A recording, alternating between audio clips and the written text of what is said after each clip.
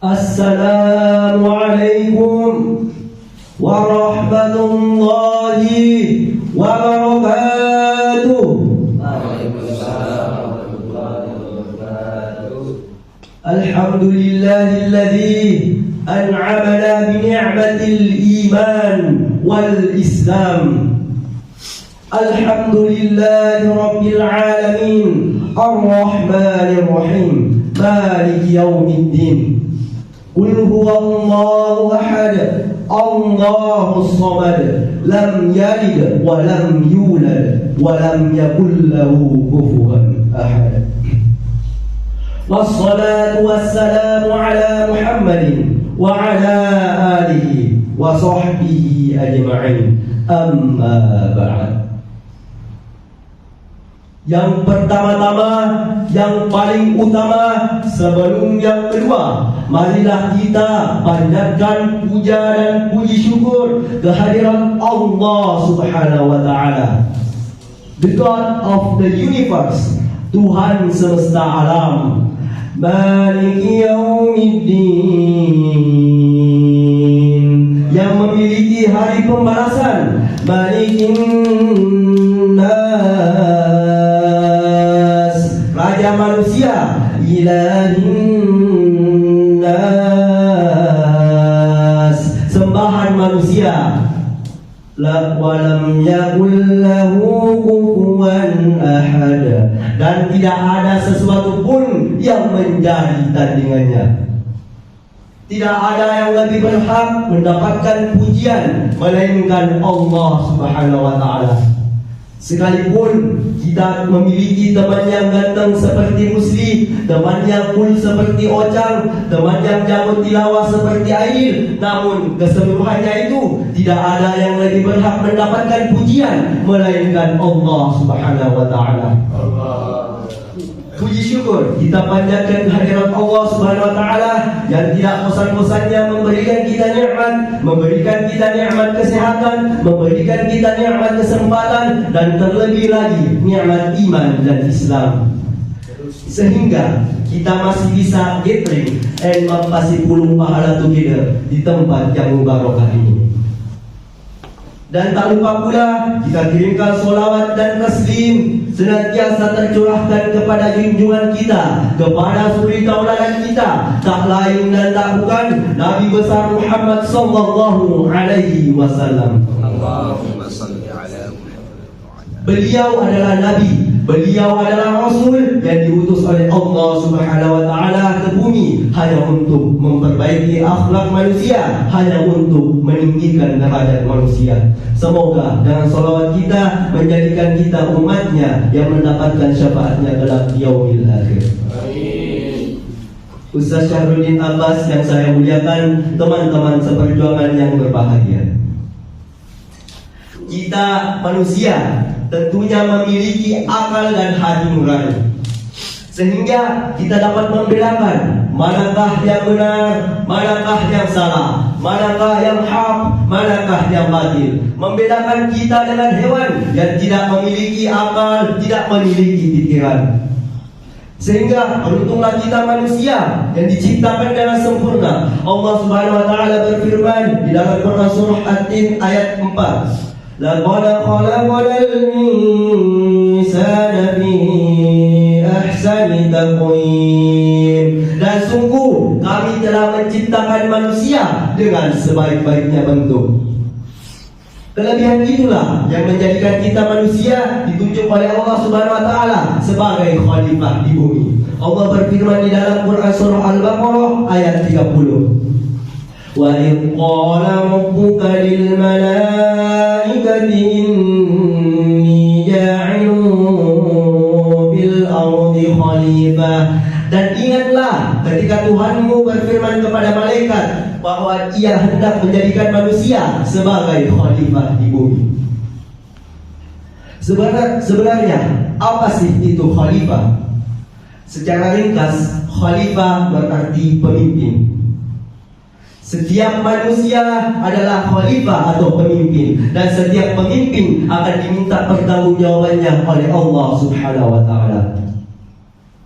Pemimpin di sini yang dimaksud bukan hanya presiden yang akan diminta pertanggungjawaban atas negaranya, bukan hanya gubernur yang akan diminta pertanggungjawaban atas daerahnya, bukan hanya wali kota yang akan diminta pertanggungjawaban atas kotanya, bukan hanya ketua asrama yang akan diminta pertanggungjawaban atas santri-santri asrama, tetapi seluruh umat manusia, setiap individu manusia akan bertanggung jawab atas perilaku dirinya sendiri.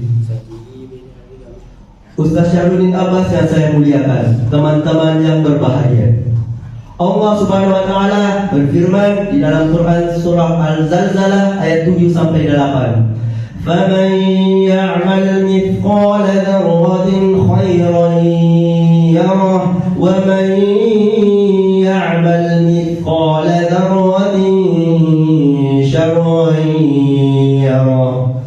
Dan barang siapa mengerjakan kebaikan walaupun seberat biji zarah, maka pasti dia akan melihat balasannya. Dan barang siapa yang melakukan keburukan, maka tentu dia akan melihat balasannya. Pada ayat tersebut dapat kita ketahui bahwa sekecil apapun perbuatan baik kita, sekecil apapun perbuatan buruk kita, pasti dan pasti Allah Subhanahu wa taala akan membalasnya, baik itu di dunia maupun di akhirat.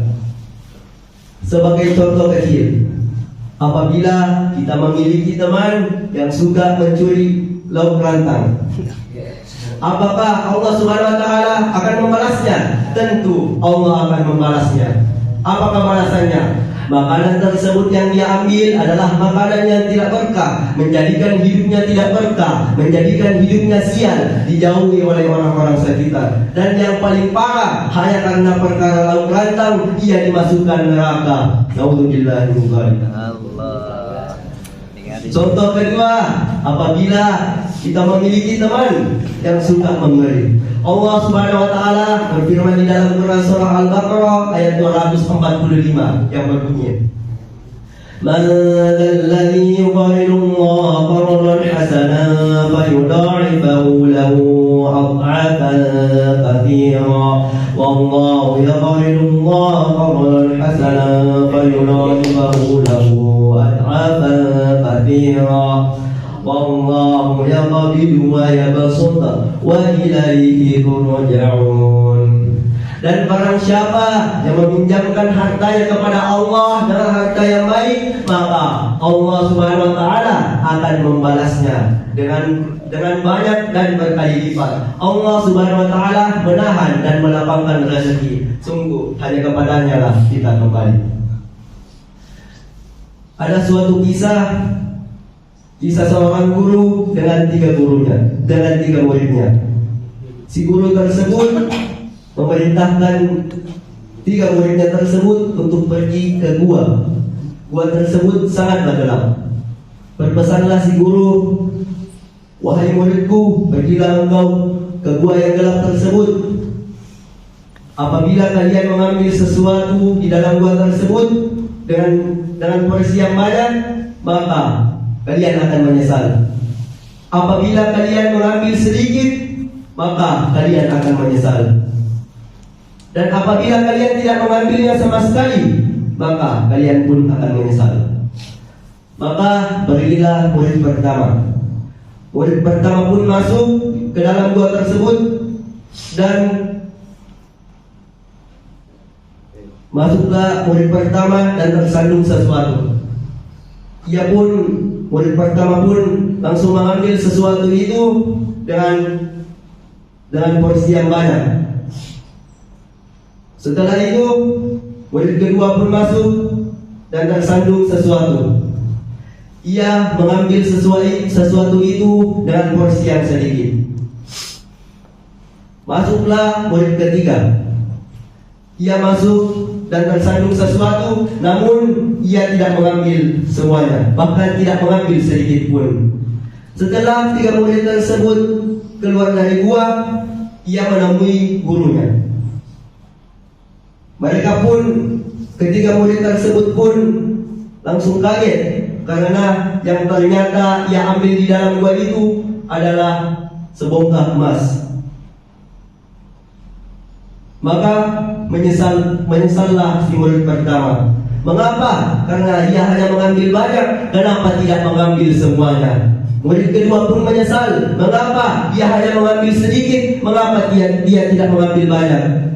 Lebih menyesal lagi yang murid ketiga, karena dia tidak mengambil sedikit pun. Maka semua murid itu pun langsung bertanya kepada guru, bolehkah aku kembali ke gua itu? Guru itu pun menjawab, tidak. Di gua itu sudah tidak ada emas yang kau cari itu. Begitulah kita, itulah kita di yaumil hisab. Semuanya menyesal karena amalnya. Orang menyesal karena banyak berbuat baik. Mengapa dia tidak berbuat baik lebih banyak lagi? Orang menyesal karena tidak berbuat baik hanya sedikit. Ia menyesal mengapa ia tidak berbuat baik dengan banyak di dunia. Lebih menyesal lagi orang yang tidak berbuat baik sama sekali. Allah Subhanahu wa taala berfirman di dalam Quran surah Al-Baqarah ayat 148. وَلِكُلِّ وِجْهَةٌ هُوَ مُوَلِّيهَا فَاسْتَبِقُوا الْخَيْرَاتِ أَيْنَمَا تَكُونُوا يَأْتِ بِكُمُ اللَّهُ جَمِيعًا إِنَّ اللَّهَ عَلَى كُلِّ شَيْءٍ قَدِيرٌ. Dan setiap umat telah memiliki kiblat yang ia menghadap kepadanya. Oleh karena itu, fastabiqul khairat, berlomba-lombalah kita dalam berbuat kebaikan, karena Allah Subhanahu wa taala akan mengumpulkan kita. Sungguh Allah Subhanahu wa taala maha kuasa atas segala sesuatu. Jadi dapat disimpulkan bahwa marilah kita berlomba-lomba berbuat kebaikan dan menjauhi hal-hal yang dilarangnya, karena Allah Subhanahu wa taala akan mengumpulkan kita di yaumil hisab kelak. Sekian dari saya, mohon maaf apabila banyak kesalahan yang tidak berkenan di hati. Wabillahi taufiq wal hidayah. Wassalamualaikum warahmatullahi